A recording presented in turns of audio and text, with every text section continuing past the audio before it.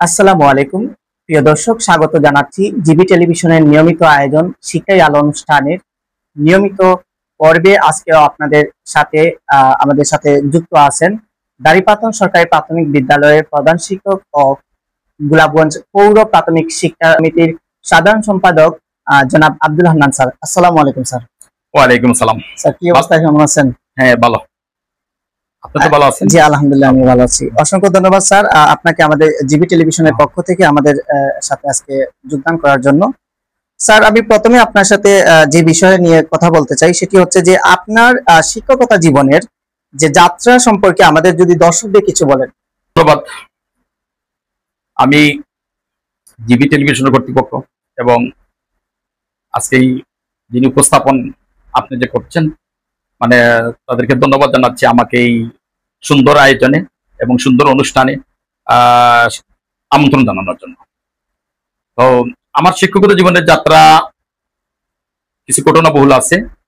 যে আমি যখন ডিগ্রি পরীক্ষা উত্তীর্ণ হয়, তারপর কিন্তু আমি এই চাকরির সন্ধানে বিভিন্ন জায়গায় ইন্টারভিউ দেওয়া শুরু করি। প্রথমে কিন্তু গ্রাম বিভাগে কিন্তু আমার চাকরি হয়েছিল এবং রাজনগরে কিন্তু গিয়ে কিন্তু আমি যোগদান করি নাই। তারপর আমি এই সেটেলমেন্ট, ওই যে জরিপ কাজ, যেটা বদরামিন হিসাবে আমি এই সেটেলমেন্টে যোগদান করি। যোগদান করার পর আমি ছাতক, সুনামগঞ্জ জেলার ছাতক, দিরাই, জামালগঞ্জ কয়েকটা মৌজা কাজ করছি। কাজ করতে গিয়ে আমার যে অভিজ্ঞতা হলো, যে আমি দেখলাম যে এই কাজে যে বেতন পাই এবং মানুষের সাথে যে এই যোগাযোগ, এটা শুধুমাত্র আমি দেখলাম যে অবৈধ অবস্থা, অর্থাৎ মানুষের কাছ থেকে কিভাবে টাকা নিয়ে আনা যায় আর আমার কাজগুলো সম্পন্ন করা যায়, এই কাজটা এটা আমাকে স্তম্ভিত করলো। যে আমি লেখাপড়া করলাম, যে এটা কি আমার জীবনে এভাবে কি যে আমার জীবন কেটে যাবে। তখন কিন্তু আমি চিন্তা করলাম, না, এটা আমার সম্ভব হবে না। আমাকে কিন্তু অনেকবার কিন্তু অফিস থেকে কল করছে, কিন্তু আমি আর যাই নাই, যোগদান করি নাই। কিন্তু যথেষ্ট টাকা ছিল, আয় রোজগার করার জন্য কিন্তু যথেষ্ট সুযোগ ছিল, কিন্তু এই অবৈধভাবে এটা কিন্তু আমাকে হতাশ করেছে। তারপর আমি একটি মাধ্যমিক বিদ্যালয়ে, আমাদের ওই এলাকার গোলাপগঞ্জ জামিয়া ইসলামী উচ্চ বিদ্যালয়ে আমি সহকারী শিক্ষক হিসাবে যোগদান করি। এবং আমি তখন কিন্তু প্রায় 5 বছর আমি ওই প্রতিষ্ঠানে শিক্ষকতা প্রধান সহকারী শিক্ষক হিসাবে অত্যন্ত সফলতার সাথে আমার সময় কাটিয়েছি।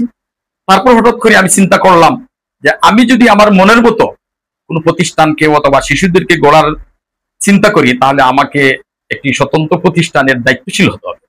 সেই হিসাবে একটি সুযোগ আসলো, প্রধান শিক্ষক হিসাবে আমি প্রতিযোগিতায় অংশগ্রহণ করলাম এবং একবারই অংশগ্রহণ করেছি। প্রধান শিক্ষক হিসাবে আমি কিন্তু উত্তীর্ণ হয়েছি এবং আমি নিয়োগ পেয়েছি। নিয়োগ পেয়ে প্রথমে গোলাপগঞ্জ উপজেলার আমরা সরকারি প্রাথমিক বিদ্যালয়ে যোগদান করি। তখন কিন্তু শিক্ষার বা স্কুলের অবস্থা তেমন খুব ভালো ছিল না। ওই স্কুলে গিয়ে যখন আমি দেখলাম বসার মতো চেয়ার নাই, টেবিল নাই, আমাকে হতাশ করছে। ভালো একটি হাই স্কুল দিনে যখন গেলাম, তখন কিন্তু আমি দেখলাম যে আমার এই অবস্থানে আমি হয়তো শিক্ষকতা করতে পারবো না, হয়তো আবার ফিরে যাওয়ার চিন্তা ভাবনা করছি মাধ্যমিক বিদ্যালয়ে। এরপরে যাই হোক, কিছুদিন করার পরে যখন আমি দেখলাম আস্তে আস্তে কিন্তু আমার মনটা কিন্তু স্থির হয়েছে এবং আমি কাজ শুরু করলাম। যাই হোক, কিছুদিনের মধ্যে আমি ওই স্কুলের অবস্থা কিন্তু ডেস্ক, বেঞ্চ এবং স্কুলের অবস্থার পরিবর্তনের জন্য সক্ষম হয়েছি এবং ঘুমায় রেখেছি। তারপর বদলি হয়ে আমি দাড়িপাতন সরকারি প্রাথমিক বিদ্যালয়ে 2004 সালে বদলি হয়ে আসি এবং অদ্যাবধি এই স্কুলে কাজ করি। আমি যাই হোক, ওই স্কুলে যখন কাজ করি, তো আমি চিন্তা করলাম যে আমি যদি একজন শিক্ষক অথবা তার সহকর্মীদের নিয়ে যদি চেষ্টা করে, তাহলে যে কোনো অবস্থা, যে কোনো প্রতিষ্ঠানে, যে কোনো সমাজের পরিবর্তন করা সম্ভব। এর জন্য কিন্তু আন্তরিকতা প্রয়োজন। আমি আন্তরিকতা করার পরে আমি 2007 সালে আমার বিদ্যালয়ে সিলেট বিভাগের মধ্যে শ্রেষ্ঠত্ব অর্জন করে এবং আমি জাতীয় পর্যায়ে কিন্তু এই সিলেট বিভাগের পক্ষ হয়ে কিন্তু জাতীয় পর্যায়ে কিন্তু প্রতিযোগিতা অংশগ্রহণ করি। যাই হোক, জাতীয় পর্যায়ে অংশগ্রহণে আমি উত্তীর্ণ হতে পারি নাই, কিন্তু এরপরেও এটা আমার সান্ত্বনা, আমি যে কাজ করেছি এই পেছনের জন্য আমি জাতীয় পর্যায়ে প্রতিযোগিতা যাওয়ার সুযোগ হয়েছে, এর জন্য মনে আল্লাহ তাআলার কাছে কিন্তু আমি অনেক কৃতজ্ঞ। অসংখ্য ধন্যবাদ স্যার। আচ্ছা স্যার, আমি যেটা আপনাকে এখন প্রশ্ন করতে চাচ্ছি সেটা হচ্ছে যে বর্তমান সময়ে প্রাথমিক শিক্ষায় সবচেয়ে বড় চ্যালেঞ্জ কি মনে করেন আপনি? এটা সবচেয়ে বড় চ্যালেঞ্জ বর্তমান সময়ে প্রাথমিক শিক্ষার সবচেয়ে বড় চ্যালেঞ্জ যেটা আমি মনে করি আমার অভিজ্ঞতা থেকে, যেমন স্কুলের ভৌত অবকাঠামো, বিভিন্ন ধরনের সুযোগ সুবিধা অনেকটা বৃদ্ধি পেয়েছে, কিন্তু শিক্ষার যে কোয়ালিটি, যেটা অর্থাৎ কোয়ালিটি এডুকেশন, এটা কিন্তু নিশ্চিত করাটা কিন্তু খুব কঠিন। অর্থাৎ আমরা অনেক ক্ষেত্রে অনেক জরিপে কিন্তু দেখা গেছে যে অধিকাংশ শিক্ষার্থী কিন্তু আসলে মানে মানে অনেক ক্ষেত্রে তাদের যোগ্যতা কিন্তু অর্জন করতে পারছে না, মানে সঠিকভাবে বাংলা অথবা ইংরেজির যে রিডিং দক্ষতা এক্ষেত্রে কিন্তু অনেক মানে কিন্তু শিক্ষার্থী কিন্তু পিছিয়ে আছে, যার কারণে তারা অন্যান্য ক্ষেত্রে মানে ঠিক মানে সফলতা অর্জন করতে পারছে। অর্থাৎ তাদের শিক্ষণ ঘাটতি যথেষ্ট পরিমাণে কিন্তু মানে রয়েছে এবং এর থেকে উত্তরণ করাটা খুব চ্যালেঞ্জ।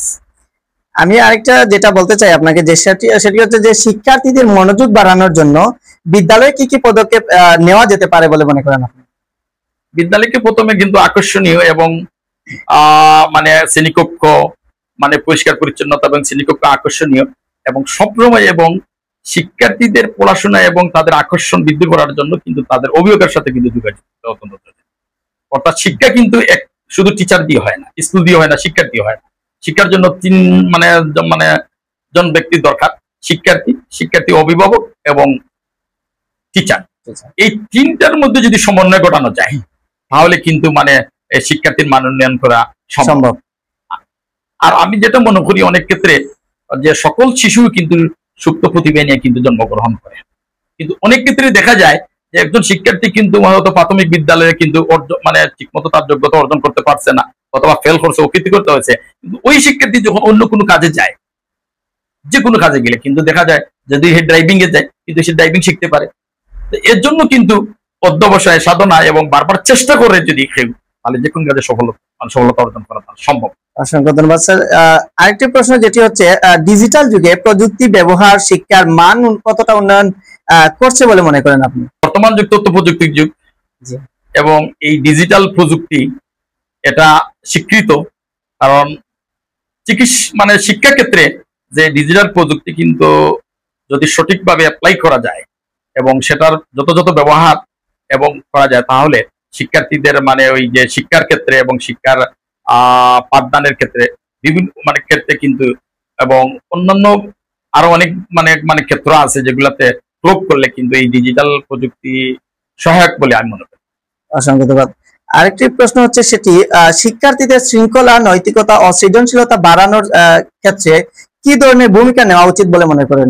তার জন্য কিন্তু নৈতিক শিক্ষা এবং বিশেষ করে যেমন মনে করে শিক্ষক যারা আছেন মানে তাদের মাধ্যমে, কারণ শিশুরা কিন্তু মানে অনুকরণ প্রিয়,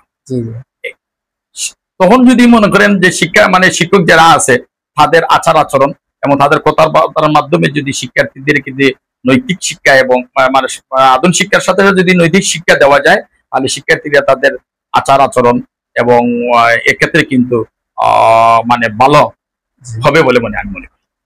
আগামী প্রজন্মকে আদর্শ নাগরিক হিসেবে গড়ে তুলতে কি ধরনের শিক্ষা ব্যবস্থা প্রয়োজন বলে মনে করেন? আধুনিক শিক্ষার সমন্বয়ের সাথে সাথে অর্থাৎ বর্তমান যুগ বিশ্বায়নের যুগ, বিশ্বের এই প্রতিযোগিতামূলক যুগ মানে প্রতিযোগিতামূলক মানে বিশ্বে মানে শিক্ষার্থীদেরকে আধুনিক শিক্ষা শিক্ষিত অর্থাৎ সাথে সাথে তাদের নৈতিক শিক্ষা এগুলা মানে দেওয়ার মাধ্যমে মানে তাদেরকে মানে সুন্দর নাগরিক হিসাবে এবং ভবিষ্যৎ নাগরিক হিসেবে গড়ে তোলা সম্ভব। আচ্ছা, আমি সর্বশেষ যে প্রশ্নটি স্যারকে করতে চাই সেটি হচ্ছে যে আমাদের যারা অভিভাবক কিংবা আমাদের যারা শ্রোতা বা দর্শক যারা আমাদের এই অনুষ্ঠানটি আজকে দেখছেন, অভিভাবক ও শিক্ষার্থীদের উদ্দেশ্যে আপনার পরামর্শ বা তাদের জন্য আপনার বার্তা কি সেটি একটু যদি জানিয়ে দিতেন। আমার এই দীর্ঘ শিক্ষকতা জীবনে যে অভিজ্ঞতা অর্জন করেছি বা সঞ্চিত হয়েছে, আমি আজ অভিভাবক শিশুদের অভিভাবক যারা তাদের উদ্দেশ্যে আমি বলতে চাই যে আপনারা যে কোনো কাজে কিন্তু হতাশ হবেন না।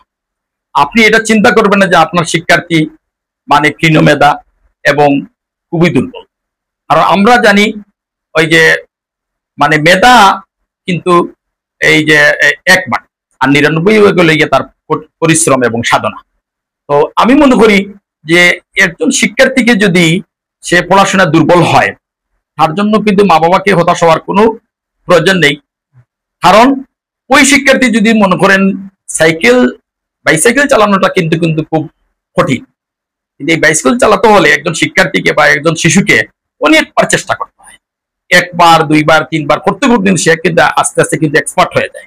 কিন্তু এই কাজটা কিন্তু খুব কঠিন, সে জীবনে করে নেই, কিন্তু ওইটা যখন অর্জন করতে পারছে তাহলে শিক্ষার ক্ষেত্রেও কিন্তু যে কোনো বিষয় বা সমস্যা যেটা এটা যদি তার সামনে বারবার উপস্থাপন করা হয়, আর যদি বারবার যদি মানে চেষ্টা করানো হয়, তাহলে কিন্তু ওটাও কিন্তু অর্জন করা সম্ভব। এ পর্যন্ত যারা পৃথিবীতে মানে স্বর্ণ শিখরে আরোহণ করেছেন, প্রত্যেকেই কিন্তু তাদের পিছনে কিন্তু তাদের সাধনা এবং পরিশ্রম, বারবার অনুশীলন, এগুলা কিন্তু মানে প্রমাণ আছে। অসংখ্য ধন্যবাদ স্যার। আমাদের জিবি টেলিভিশনের এই নিয়মিত আয়োজন শিক্ষা আলো অনুষ্ঠানে আপনি এত সুন্দরভাবে আমাদের দর্শক শ্রোতাদের এবং অভিভাবকদের উদ্দেশ্যে যে সুন্দর পরামর্শ তুলে ধরেছেন, এবং আপনার জীবনের যে বাস্তবতা, শিক্ষকতা পেশায় আসার ক্ষেত্রে যে জিনিসগুলো আপনি ফেস করে এসেছেন অতীতে, সেগুলো সুন্দরভাবে উপস্থাপন করেছেন, এবং এতে করে আমাদের যারা নতুন যারা শিক্ষকতায় আসতে পারবেন, তারা হচ্ছে আপনার এই অনুপ্রেরণা, আপনার এই আদর্শকে লালন করতে পারেন। পাশাপাশি হচ্ছে আমাদের যারা অভিভাবক এবং শিক্ষার্থী যারা আছেন, তারাও আপনার এই মনোমুগ্ধকর আপনার এই আলোচনা এবং আপনার এই দিক নির্দেশনা শুনে তারাও সামনের দিকে কিভাবে সুন্দরভাবে অগ্রসর করতে পারবে, তাদের জীবন কিভাবে আলোকিত করতে পারবে, সেই বিষয়ে তারা আশা করি মোটামুটি অনেক কিছু জানতে পেরেছে আমাদের এই শিক্ষা আলো অনুষ্ঠানের পক্ষ থেকে। যাই হোক, প্রিয় দর্শক, আমরা আজকে এখানেই বিদায় নিব। এতক্ষণ ধরে আমি উপস্থাপনা ছিলাম হাবিবুর রহমান। পরবর্তী অনুষ্ঠান দেখার আমন্ত্রণ জানিয়ে আমরা আজকে এখানেই বিদায় নিচ্ছি। আসসালামু আলাইকুম। ধন্যবাদ।